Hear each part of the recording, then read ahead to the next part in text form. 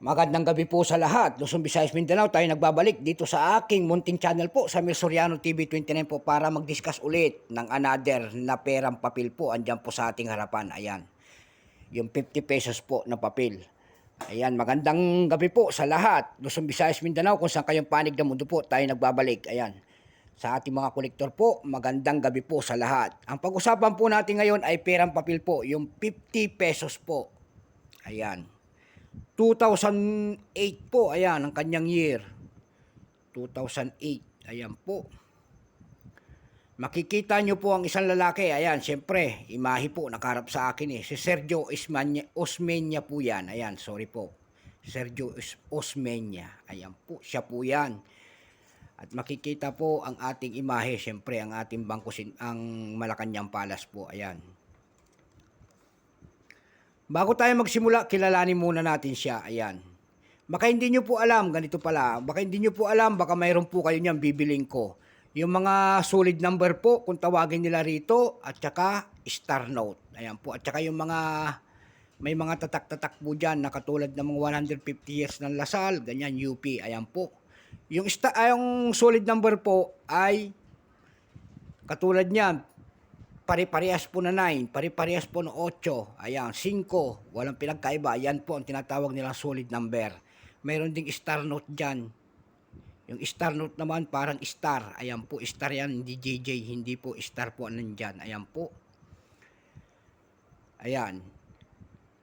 Bago natin magsimula, kilalanin muna natin siya. Issue, Philippines, Central Bank of the Philippines po. Period, Republic, 1946 up to date po. Type, Standard Bank Notes, years 2001 hanggang 2013.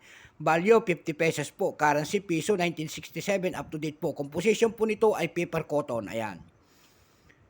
May bigat po itong, may haba po itong 160 by 66 mm. Hugis po, rectangular po. Demonetized na po ito noong December 29, 2017. Number N-209118. Reference number P-193. Ayan po. Itong 2008, kung tawagin nila ay P-13B. Ayan. Signature Macapagal Arroyo yung black serial number. Titangko po. Ayan. Dalawa sila. Ayan po. Titangko po. Makikita nyo. At saka Macapagal Arroyo po. Ayan. Baka hindi nyo makikita, ayan. At saka Arroyo po, ayan, dalawa sila.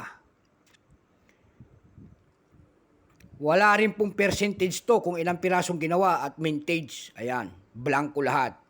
Doon po, kaya doon ako nagtingin ng presyo, doon po sa ating ebay.com po, may nagbebenta na nito ng 550 pesos. Mayroong 127 pesos, may 111 pesos. At 167 pesos. Doon naman po sa carousel.com po, may nagbebenta na nito ng 250 pesos. At mayroon dong seller po na nagbebenta po, si Jenny Macapas. Ayan po, 2,500 ang kanyang binebenta. Ayan. Mayroon din tayo nakita sa carousel na 500 na nagbebenta nito. Yung pinakamalit po ay 200 pesos only. Ayan.